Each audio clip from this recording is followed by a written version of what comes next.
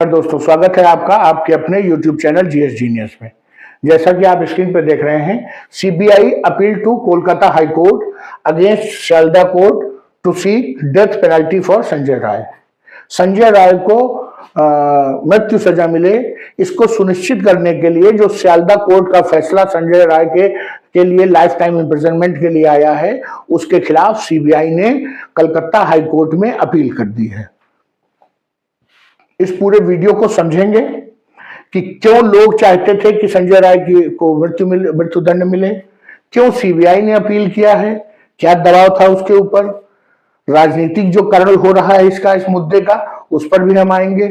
तो इससे पहले कि हम इन सब चीजों को अपने वीडियो में शुरू करें, आपसे हमारी रिक्वेस्ट है कि चैनल को सब्सक्राइब कर लीजिए हमारे, जिससे आपके आसपास की इस प्रकार की छोटी मोटी खबरें छोटे छोटे वीडियो के माध्यम से आप तक आती रहें। तो चलिए मित्रों, देखते हैं। 22 जनवरी बुधवार के दिन सीबीआई ने कलकत्ता हाई कोर्ट में जो है अपनी पिटीशन, अपील की पिटीशन जो है वो दायर कर दी है।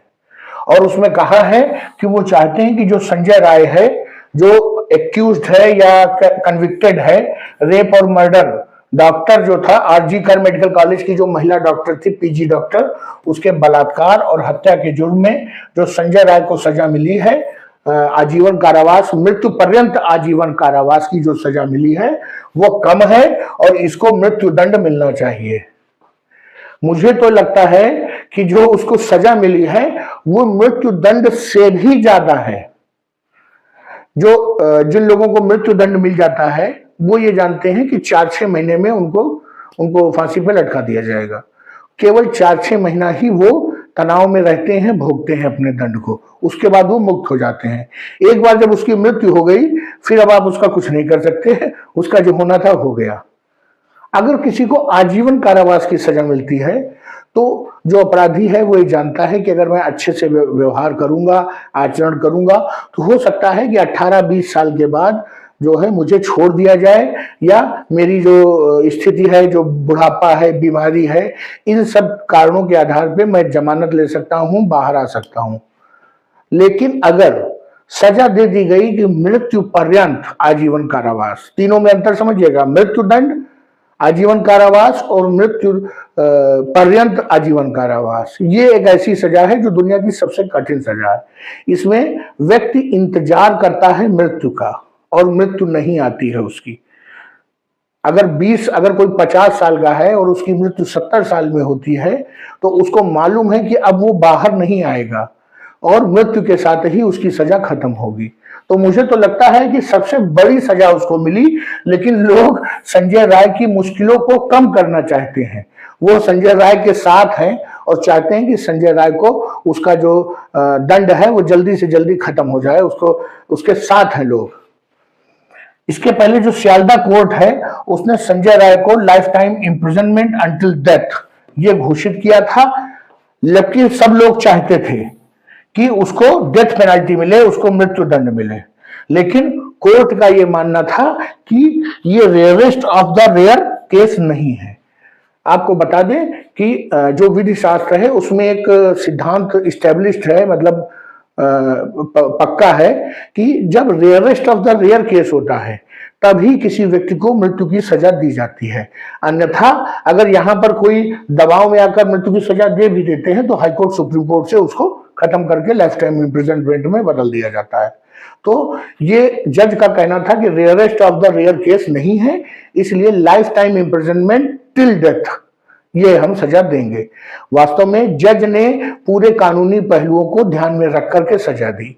सोचिए जज कितना दबाव में था कि उस व्यक्ति के अलावा पूरी दुनिया ये चाहती थी कि संजय राय को मृत्यु की सजा मिल जाए। यहां तक कि उसके अपने परिवार के लोग जब वो अपने कोर्ट से अपने घर जाते होंगे तो उसके अपने बच्चे, उसके माँ बाप, उसके दोस्त, उसकी जो बीवी है वो ये कहती होगी कि संजय राय को पक्का मृत्यु की सजा मिलनी चाहिए।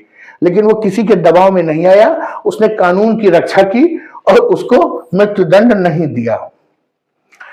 जो मृत्युदंड नहीं मिला संजय राय को, इसके ऊपर मैंने एक अलग से वीडियो बनाया है कि क्यों नहीं मिली संजय राय को मृत्युदंड। अगर आपने उस वीडियो को देखा है तो वेरी गुड, उसमें मैंने पूरा डिटेल में बताया है कि मृत्युदंड किन परिस्थितियों में मिलती है और क्यों नहीं मिली। तो उस विश्लेषण को अगर आप देखना चाहते हैं तो इस वीडियो के डिस्क्रिप्शन में जाएंगे तो मैं उस वीडियो को अलग से डाल दूंगा, आप उसको जरूर देखिएगा। तो सीबीआई ने जो लॉ डिपार्टमेंट है, जो सरकार का जो कानून विभाग होता है, उसके साथ पूरी चर्चा की और जो सीबीआई के अपने जो सीनियर एडवोकेट्स हैं उनके साथ बातचीत किया और उन्होंने कहा कि हाँ, इसमें point rarest of the rare का बन सकता है, मतलब समथिंग इन नथिंग, जहां कुछ नहीं है वहां से भी कुछ निकाला जा सकता है, तो अपील करना चाहिए और अपील करने से हो सकता है कि हाईकोर्ट इसको rarest of the rare case मान ले, उसको इस प्रकार से प्रेजेंट किया जाएगा। तो उसने वकीलों की सलाह मानी सीबीआई एजेंसी ने और लॉ डिपार्टमेंट की बात मानी और जनता की सुनी, जो विक्टिम थी उसके मां बाप को सुना और अपील फाइल कर दिया कलकत्ता हाईकोर्ट में। जो ये अपील फाइल की है सीबीआई ने, उसका एक कारण और था कि इसके पहले जो पश्चिम बंगाल की मुख्यमंत्री हैं ममता बनर्जी, तो उन्होंने एक आरोप लगाया कि चूंकि यह केस सीबीआई के पास था और सीबीआई ने लापरवाही की, उसने सही से केस को हैंडल नहीं किया, और अगर ये कलकत्ता की पुलिस के पास होता, राज्य पुलिस के हाथों में होता, तो मैं पक्का इसको जो है मृत्यु सजा दिलवा के रहती। तो एक राजनीतिक बयान उन्होंने दिया, अर्थात सीबीआई की जो कुशलता है उस पर प्रश्न चिन्ह लगाया और इन्होंने, मुख्यमंत्री ने कहा कि अब कोई बात नहीं है, नहीं मिला है अगर मृत्युदंड, तो जो राज्य सरकार है वो अपील करेगी हाईकोर्ट में और मृत्युदंड दिलवाएगी। तो सीबीआई ने इस पर ऑब्जेक्शन किया। उन्होंने कहा कि जब जांच एजेंसी हम हैं तो अपील करना है कि नहीं करना है ये जांच एजेंसी निर्धारित करेगी, राज्य सरकार का इसमें कोई रोल नहीं है, वो अपील नहीं कर सकते हैं।